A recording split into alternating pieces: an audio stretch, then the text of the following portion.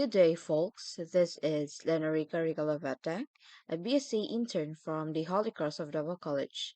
So, at this juncture, I will be presenting and answering the four questions regarding the shipment documents and operations. Thus, let's begin. So, first question: what is the difference between the pro forma invoice from the commercial invoice?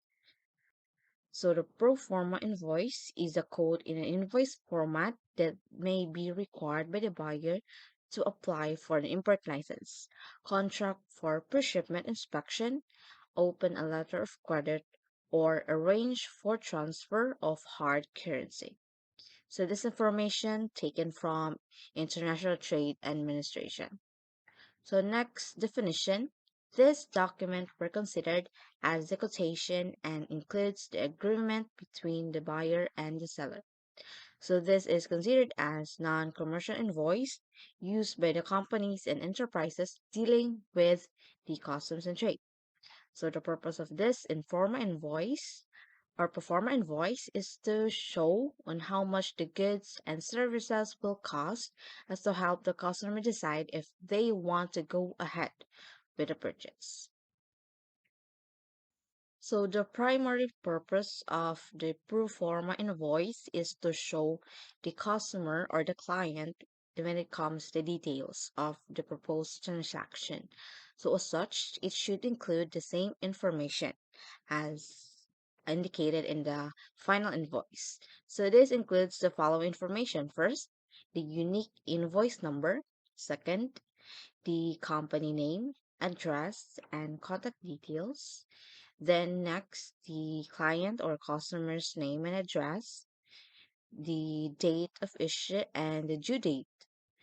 Then it includes the description of the goods. Next is how long the price is valid. Then a link to any applicable terms and conditions. Then payment terms, or it includes also the value added tax or VAT. While the commercial invoice is the final receipt document needed in every sale transactions, I shall refer as a legal document between the supplier and the customer that clearly describes the sold goods and the amount due to the client. So this is one of the main documents used in customs in determining the customs duties. So this is also stated in the Customs Memorandum Order 6 of 2008. So this document is also required in every export and import clearance processes. So it is sometimes used in foreign exchange purposes. So in the buyer's country, it is a document that is used by the customs officials to assess import duties and taxes. So this information also based from the International Trade Administration. So in the commercial invoice, so according to section 414 of the CMTA 10863, so the commercial invoice of imported goods shall contain the following. So first, the agreed price paid for the goods, then adjustments of the price to be paid, then the credentials such as the names of the buyer, the seller, and the time and place of sale, then the port of entry, then sufficient description of the goods when it comes to tariff classification, customs valuation, statistical purposes. Then next, the quantities wherein it measures in weights or it measures on how the goods shipped. Then, any other fact necessary for the proper examination, customs valuation, and tariff classification of the goods as may be prescribed by the rules and regulations. So, to the extent possible, so these above requirements of the commercial invoice shall also apply to the goods imported but not covered by sale, such as goods on consignment on lease, samples or donations covered by the consignment, pro forma invoice, or other non-commercial invoice. So the second topic is about what is a bill of lading and its different types. So first, let us define the bill of lading. So this document shall refer to a transport document issued by the shipping lines, carriers, and international freight forwarders or non-vessel operating common carrier for waterborne freight. So it is a contract of carriage between the carrier and the shipper, which defines the liabilities of each party. So the holder or the consignee of the bill has the right to claim delivery of the goods at the port of destination. So this information is stated based on the section 102 of the CMTA 10086 So there are two types of bill of lading, which is the house bill of lading and the master ocean bill of lading. So first thing, type of the bill of lading is the house bill of lading. So this is issued to the non-vessel operating common carrier by the mainland carrier.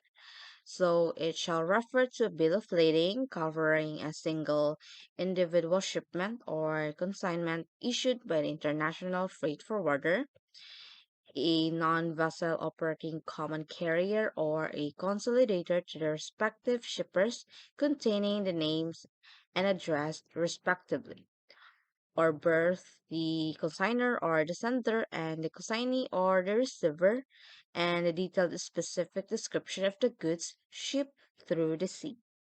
So this document is non-direct booking and this will be issued by the freight forwarder like tracking usually their own company websites. So these freight forwarders, consolidators will be having a direct booking of shipping lines on behalf of the consignee. So therefore, the freight forwarder surrendering the bill of lading to the consignee. While the master ocean bill of lading or the master bill of lading, this is issued to the actual shipper by the non-vessel operating common carrier or the forwarder. So this document shall refer also to in a ocean bill of lading issued by the ocean carrier to international freight forwarder, a non-vessel operating common carrier, or a consolidator. So this is issued by the shipping lines like big shipping lines like Costco, Sealand, Maersk, or any other big shipping lines or known shipping lines that has a direct booking from the shipping lines with the vessels in the van. So these shipping lines will be issuing the bill of lading with the name and the information of the bill of lading van number for the tracking to their website. So third question, so what is a packing list? So the packing list shall refer to the itemized list of articles usually included in each shipping package, giving the quantity, description, and the weight of the contents. So the packing list should be included in carton or package and can be attached to the outside of the package with a copy inside. So this document is also used by the freight forwarders to determine weights and freight cost. So it is also used by the customs officials to check the contents of the specific package or carton. Then the last question was about the goods declaration from the single administrative document. So this question clearly differentiates the goods declaration from the set. So let's define what is the goods declaration and the set. So goods declaration refers to a statement made in a manner prescribed by the Bureau and other appropriate agencies, they which persons concerned indicated the procedure to be observed in the application for the entry or the admission of the imported goods and the particulars of which the Customs Administration shall require. So while the single administrative document or the SAD is the declaration used for all customs clearance regimes, including imports, exports, and customs banded warehouses, transits, or transshipments. So this is an official document used by the Bureau of Customs for the lodgement of goods declaration based on the pertinent documents. So the former name of the single administrative document for import two sections was the Import Entry and Internal Revenue Declaration. So at this moment, so the Bureau of Customs used the term the single administrative document as this is the official document used in the lodgement of the goods for uh, clearance or for customs clearance purposes. So this SAD document was now used both in import and in export transactions. So this form also contains a total number of 69 boxes that is indicated for the lodgement of the informations as based on the pertinent documents of the client. So thus, technically, the goods declaration is the overall preparation of the documents such as the commercial invoice, packing list, bill of lading, and other pertinent documents in every import or export transactions, while the single administrative document is the official document of the Bureau of Customs, wherein the lodgement of the vital information as to pay the necessary customs duties and taxes by the consignee before releasing the shipment from the customs territory. So that would be all for today's video presentation.